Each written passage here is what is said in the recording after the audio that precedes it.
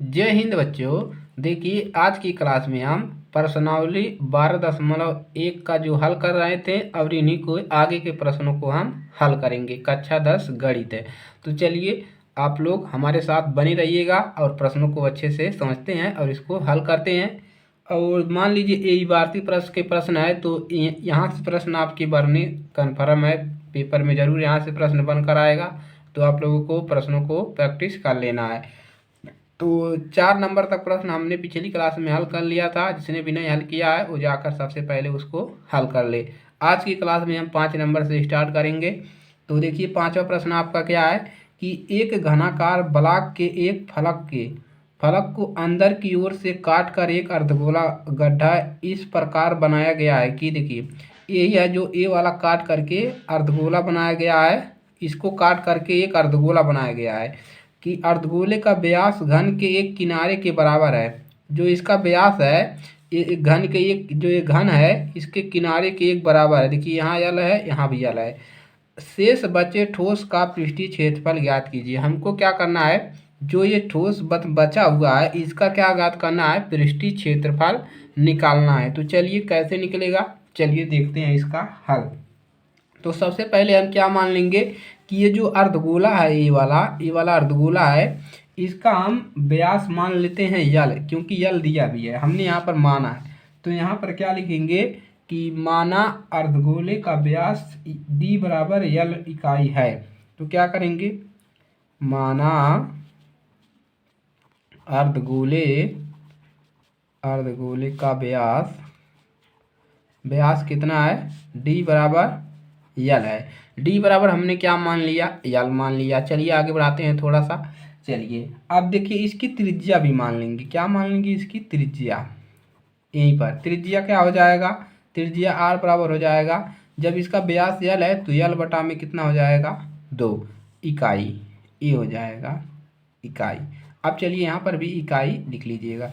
चलिए आगे बढ़ाएंगे। अब घन का किनारा जो है, जो घन का किनारे को हम ए से मानेंगे और ये दिया है यल हमने माना है। तो लिखेंगे यहाँ पर घन का किनारा, घन का किनारा। घन का किनारा हम ए मानते हैं, ए कितना दिया है, यल इकाई, यल इकाई। इसको भी हमने चलिए मान लिया। अब देखिए क्या निकालेंगे, अब हमको क्या निकालना है कि शेष बचे ठोस का पृष्ठीय क्षेत्रफल, यानी कि जो ये बचा है ठोस इसका हमको पृष्ठीय क्षेत्रफल निकालना है। तो यहाँ पर हम क्या लिखेंगे, यहाँ से देखिए हम लिखेंगे शेष बचे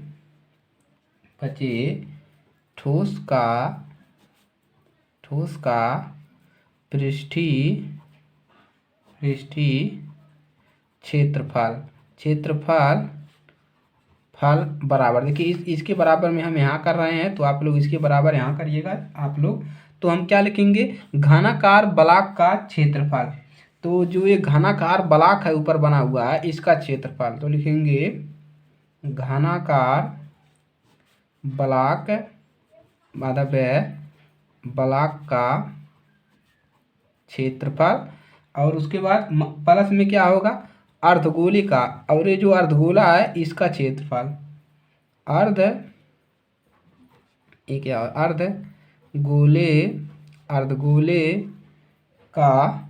अर्धगोले का क्षेत्रफल और माइनस किसका करेंगे, अर्धगोले के ढके हुए एक वृत्त का क्षेत्रफल, अर्धगोले से ढके हुए एक वृत्त का क्षेत्रफल। तो लिखेंगे अर्धगोले के ढके हुए एक वृत्त का क्षेत्रफल। चलिए अब देखिए, अब घनाकार ब्लॉक का घन का क्षेत्रफल कितना होता है, 6a होता है। तो 6a² होता है। तो 6 और घनाकार ब्लॉक का क्षेत्रफल क्या होगा, 6 और a का मान कितना है, यल। तो 6a² यहाँ पर लिख देंगे, 6a² प्लस है। और अर्धगोले का क्षेत्रफल कितना होगा, 2πr² और माइनस अर्धगोले के ढके हुए एक वृत्त का क्षेत्रफल πr²। तो चलिए अब इसको क्या करेंगे, देखिए यहाँ से 2πr² है, यहाँ पर 1πr² घटा दीजिए तो बचेगा 6a² plus pi R square, इतना बचेगा। अब चलिए, अब a बराबर यहाँ पर कितना है 6, a का मान कितना है यल इकाई, तो यहाँ पर हम लिखेंगे यल का स्क्वायर प्लस पाई को ऐसे रख दीजिए। आर का मान कितना है देखिए यल बटा में 2, तो यल बटा में 2 का स्क्वायर। अब देखिए इसी को हल कर लेंगे, तो 6 यल² प्लस पाई, और इसका करेंगे तो यल स्क्वायर बटा में कितना आ जाएगा 2 दूना 4। अब देखिए 4 का गुणा यहाँ पर कर देंगे तो कितना मिल जाएगा 6 चौक 24। देखिए 24 यल² प्लस पाई यल² बटा में कितना आ जाएगा 4। देखिए इसका गुणा यहाँ पर कर दिए। अब हम इसको क्या लिख सकते हैं, देखिए यहाँ से यल² कॉमन मिल रहा है, तो हम इसको लिख सकते हैं 1 बटा के रूप में, ऐसे लिखिए यल² और यहाँ पर कितना बचेगा 24 प्लस पाई बटा में 4। अब इसको हम यहीं पर रह दें या इसको अच्छे से लिख दें तो हमको मिल जाएगा, इसको लिख सकते हैं 1 बटा में 4 और यहाँ से इसको इधर ला लीजिए, तो 24 प्लस पाई और इंटू यल² और यहाँ पर लिख देंगे वर्ग इकाई, वर्ग इकाई। तो ये हमको मिल जाएगा आंसर। हमको क्या मिल जाएगा, शेष बचे हुए क्षेत्रफल ठोस का पृष्ठीय क्षेत्रफल 1/4 24 प्लस पाई यल²। यहीं पर हमको छोड़ देना है और ये क्वेश्चन आपका हल हो गया। तो इस प्रकार से आप लोग को इसको लगा लेना है। आपको सूत्र पता होना चाहिए तो आप कोई भी क्वेश्चन लगा लेंगे आराम से। चलिए अगला क्वेश्चन हल करते हैं। चलिए तो प्रश्न नंबर 6 क्या है, देखिए आपको प्रश्न नंबर 6 में चित्र बनाकर दिया है प्रश्न में ही। तो दवा का एक कैप्सूल है, ये क्या है, एक कैप्सूल है दवा का, एक बेलन के आकार का है, यानी कि एक ठो दवाई बया दवा के दवाई हो के दर्द का गोली समझ लो, दर्द का गोली है समझ लो, आकार का बेलन के आकार का ये दर्द का गोली है, जिसमें दोनों सिरों पर एक अर्धगोला है। देखिए एक सिरे है हो गया अर्धगोला, एक सिरे हो गया अर्धगोला, अर्धगोला लगा है। पूरे कैप्सूल की लंबाई, जो पूरा कैप्सूल कितना लंबा है 14 mm का है कैप्सूल है, तो और उसका व्यास, और इसका व्यास कितना है 5 mm। इसका पृष्ठीय क्षेत्रफल ज्ञात कीजिए। पूरे का अंदर का हमको क्षेत्रफल निकालना है। जब इसका व्यास 5 है तो अर्धगोले वाला का व्यास भी, इसका भी 5 व्यास होगा। चलिए अब इसको हल करते हैं, इसका क्षेत्रफल निकालते हैं अंदर का।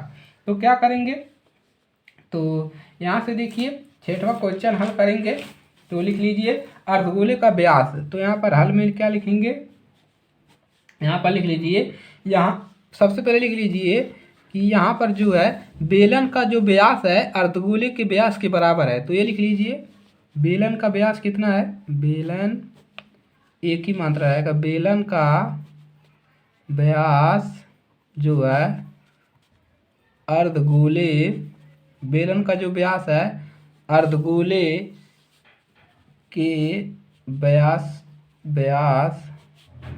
के बराबर है, बराबर है, ताकि एग्जामिनर चेक करे तो कोई दिक्कत ना हो, उसको समझ जाए। अब लिख लीजिए यहाँ पर, अब लिखिए अर्धगोले का व्यास। अब क्या लिखोगे, अर्धगोले का व्यास। अब जब दोनों बराबर बा तो डी को बराबर कितना मिल जाएगा 5 mm। देखिए इसका व्यास 5 बा तो अर्धगोले का 5 बा, क्योंकि दोनों बराबर बा। अब त्रिज्या एकर कितना हो जाए, त्रिज्या हो जाएगा 5/2, क्योंकि 2 भाग है और व्यास 5 बा, 5/2 mm। अब देखिए अब बेलन का व्यास लिख लीजिए कितना दिया है 5, और यहाँ पर लिख लीजिए बेलन का भी लिख लीजिए, बेलन का व्यास कितना दिया है, बेलन का व्यास इसको स्मॉल डी से दिखा लीजिए कितना है 5 mm। ये हो गया, सबको समझ में आ रहा है ना, कोई दिक्कत नहीं है किसी को। अब बेलन की ऊंचाई देखिए कितना है, बेलन की ऊंचाई हमको, अगर हमको निकालना है इसकी ऊंचाई कितना है, तो चलिए इसकी ऊंचाई निकालते हैं।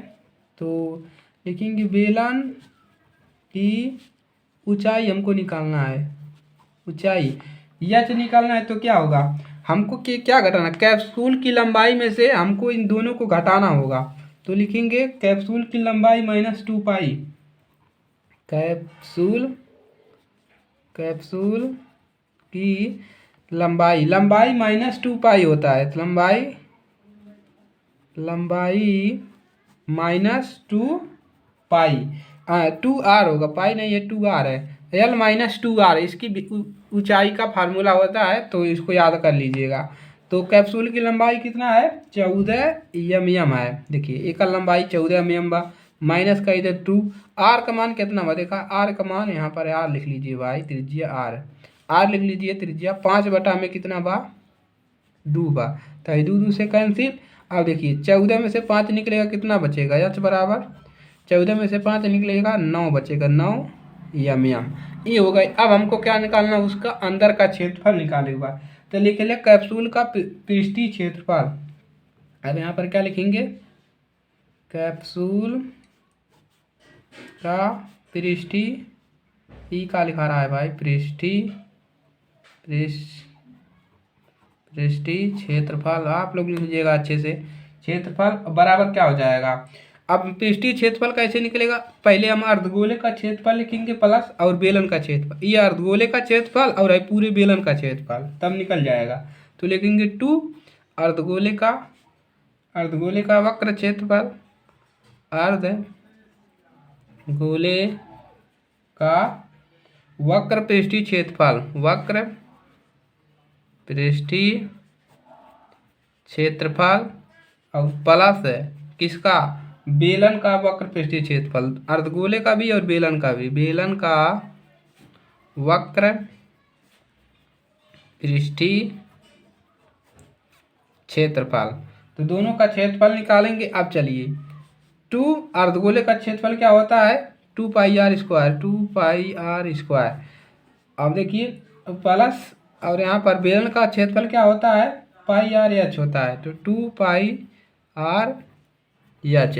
अब चलिए इसी को हल कर लेंगे, मन में निकल जाएगा। अब देखिए कैसे हल करोगे, देखिए इसको सही करके लिख दो, इसको देखिए यहाँ से 2 पाई आर कॉमन हो रहा है, तो 2 पाई आर कॉमन कर लो, यहाँ पर क्या बचा, इसको यहाँ पर ला दो 2, इसका गुणा करोगे यहाँ पर, इसमें दोनों में गुणा करोगे कितना हो जाएगा, तो 2 गुणे 2 पाई आर कॉमन किए, तो 2 आर बचा, 2 आर प्लस, और यहाँ पर क्या बचा, खाली एच बचा। अब देखिए अब यहाँ से क्या मिलेगा, अब सबका मान रख लीजिए, 2 गुणे पाई का मान 22/7 रख दीजिए, और गुणे आर का मान रख दीजिए 5/2, और यहाँ पर देखिए 2 गुणे आर का मान 5/2 प्लस एच का मान कितना निकला है, 9 mm। अब भाई 5 2 से कैंसिल हो गया। अब देखो 2 गुणे 22/7 है, और गुणे 5/2, और यहाँ पर गुणा हो जाएगा 5 और 9 5 14। अब देखिए आई 7 एक नम 7, 7 दूना 14, आई 2 से कैंसिल। अब कितना मिल गया, 2 गुणे और आई 22 गुणे 5, 5 दूना 10 है, 22 दाइजम कितना हो जाएगा, 220 है एम स्क्वायर।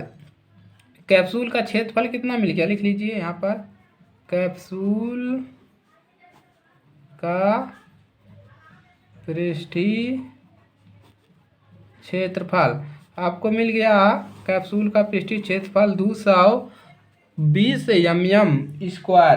तो ये वाला क्वेश्चन आपका लग गया, कोई दिक्कत नहीं होगा, और ये क्वेश्चन आपके पेपर में आ सकता है, तो इसको तैयार कर लीजिएगा अच्छे से, सभी लोग पेपर में आपके आ सकता है ये क्वेश्चन। चलिए अगला क्वेश्चन हल करते हैं। अगला क्वेश्चन है आपका 7 नंबर, कोई तंबू एक बेलन के आकार का है, देखिए एक बेलन के आकार का है जिस पर एक शंकु अध्यारोपित है, यदि बेलनाकार भाग की ऊंचाई और व्यास क्रमशः इतना है तथा शंकु की तिर्यक ऊंचाई इतना है, तो इस तंबू को बनाने में प्रयुक्त कैनवस का क्षेत्रफल ज्ञात कीजिए, साथ ही 500 रुपये की मीटर की दर से इससे प्रयुक्त कैनवस की लागत ज्ञात कीजिए। लागत निकालना है और उसका कैनवस की क्षेत्रफल निकालना है। तो देखिए क्या कहा गया है, कोई तंबू एक बेलनाकार का है, यानी कि एक कोई तंबू है, किस आकार का है, बेलनाकार का। तो सबसे पहले बेलनाकार का तंबू बना लेते हैं। बेलनाकार कैसे होता है, यहाँ से ऐसे होता है और यहाँ से ऐसे होता है।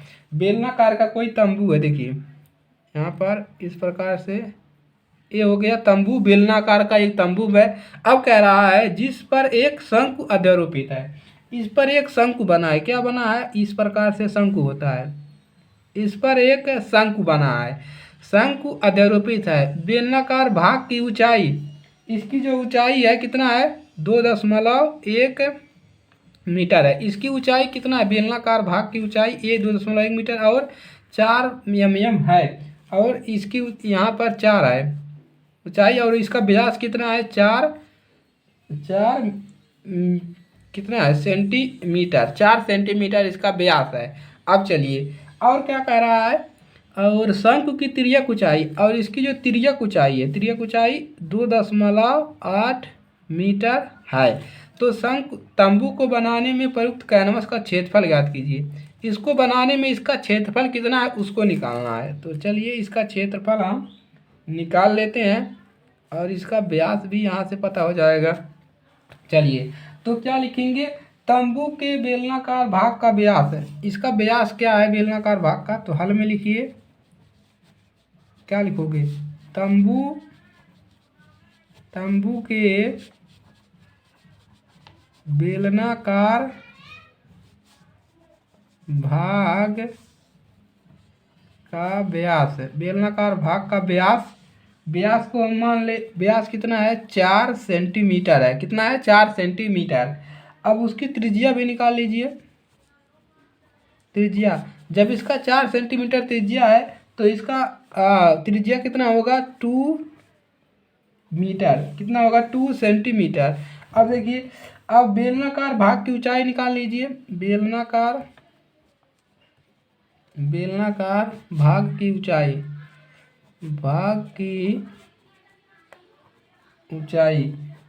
कितना है h से दिखा लीजिए। इसकी ऊंचाई कितना है 2.1 मीटर। और लिखिए शंकु की तिर्यक ऊंचाई कितना है, लिखिए शंकु की तिर्यक ऊंचाई को हम यल से दर्शा देते हैं। कितना है 2.8 मीटर। ये हो गया, सब प्रश्न में दिया है। और इसका व्यास भी लिख लीजिए। व्यास तो ऊपर लिखे हैं, कितना है 4 सेंटीमीटर। सभी दिया है आपके प्रश्न में। अब हमको क्या निकालना है कि तंबू को बनाने में कैनवस का क्षेत्रफल, यही निकालना है। तो लिखिए तंबू को बनाने में कैनवस का क्षेत्रफल बराबर क्या हो जाएगा, बेलनाकार भाग का क्षेत्रफल, बेलनाकार भाग का क्षेत्रफल यानी क्या है बेलनाकार जौन बाइकर भाग का क्षेत्रफल, और प्लस और क्या हो जाएगा शंक्वाकार भाग का वक्र पृष्ठीय क्षेत्रफल। एकर क्षेत्रफल और है शंक्वाकार का क्षेत्रफल, और शंक्वाकार भाग का वक्र पृष्ठीय क्षेत्रफल। तो कोनो दिक्कत नहीं होगा, एकदम आसान है, और ये प्रश्न में आएगा पेपर में। चलिए अब देखिए, अब बेलनाकार भाग का क्षेत्रफल क्या होता है, तो बेलनाकार भाग का क्षेत्रफल पाई आर एच, तो 2 पाई आर एच प्लस है, और क्या होता है, और शंक्वाकार भाग का वक्र पृष्ठीय क्षेत्रफल क्या होता है पाई आर एल।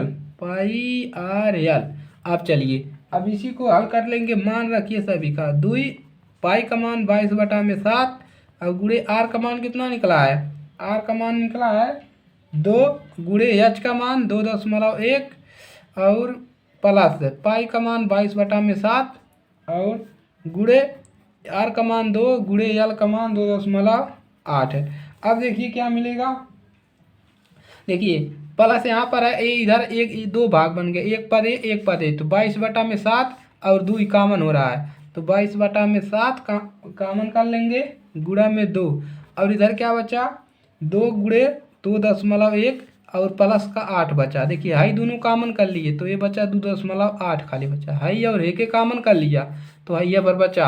अब देखिए क्या करेंगे, अब एक गुणा यहाँ पे एक इधर, तो मिल जाए 22 दूना 44/7, अब यहाँ के जोड़ देगा 2 दूना 4, और कितना मिल जाए 4.2 प्लस 2.8। अब एक के जोड़ दे कितना मिल जाए 4 2 6 और 1 7 है, तो तो 44/7। देखिए 2 दूना 4 और 8 2 10, एक 7 हो जाएगा। 4 2 6 और एक 7 है, तो कितना मिल जाएगा, गुणा कर दीजिए 7 हो जाएगा। 7 7 से कैंसिल, बराबर कितना मिलेगा 44 मिल गया सेंटीमीटर स्क्वायर। अब देखिए तंबू का क्षेत्रफल कितना मिल गया, 44 मिल गया। अब हमको देखिए प्रश्न में और कहा है, क्या कहा है कि साथ ही ₹500 की प्रति मीटर स्क्वायर की दर से, यहाँ पर सेंटी नहीं है, यहाँ पर मीटर स्क्वायर है, तो 500 प्रति मीटर की स्क्वायर से इसे प्रयुक्त कैनवस की लागत ज्ञात कीजिए। यानी कि 1 मीटर की जो ऊंचाई है उसका 500 रुपया है, तो हमको 44 मीटर की ऊंचाई का निकालना है। तो लिखेंगे कैनवस का लागत है, तो यहाँ पर लिख लेंगे कैनवस का लागत पूरा लागत निकालेंगे तो 44 में क्या करेंगे, 500 का गुणा कर देंगे। किसका, 500 का गुणा। तो रुपए हमको कितना लागत मिल जाएगा, देखिए 4 5 20, 20 का 0, 4 5 20 और 2 22, 2 0 बढ़ा लीजिए, 1 2 0। अब ये हो गया इसका रुपए। कैनवस का पूरा लागत कितना लगा, 22,000 इसका कैनवस का लागत लग गया। तो इस प्रकार से ये प्रश्न आपका इम्पोर्टेंट है, तो इसको आप लोग तैयार कर लीजिएगा। ये प्रश्न आ सकता है क्योंकि साधारण सा प्रश्न है और इस प्रकार का प्रश्न पूछता है पेपर में, तो इसको तैयार कर लीजिएगा। तो आज के लिए सिर्फ यहीं तक रहते हैं। इसमें अभी 2 प्रश्न बचे हुए हैं, 8 और 9, उसको अगली क्लास में हल करवा देंगे। उसके बाद प्रश्नावली आपका पहला खत्म हो जाएगा। तो आज के लिए सिर्फ इतना ही, और वीडियो को शेयर करिएगा अपने दोस्तों के पास, ताकि देखिए हर लोगों की मदद हो सके। तो आप लोग जान ही रहे हैं कि सरकारी स्कूलों में कितना पढ़ाई हो रहा है, लापरवाही कर रहे हैं सभी टीचर। तो आपको अच्छे से पढ़ना है, घर पर तैयारी करना है। आपका पेपर ज़्यादा दिन नहीं बचा है, नज़दीक आ गया है, तो अच्छे से पढ़िए और आपका ये साल बहुत ही अच्छा जाएगा। तो चलिए मिलेंगे अगली क्लास में, तब तक के लिए जय हिंद जय भारत। पढ़ते रहिए और अपनी पेपर की तैयारियाँ करिए।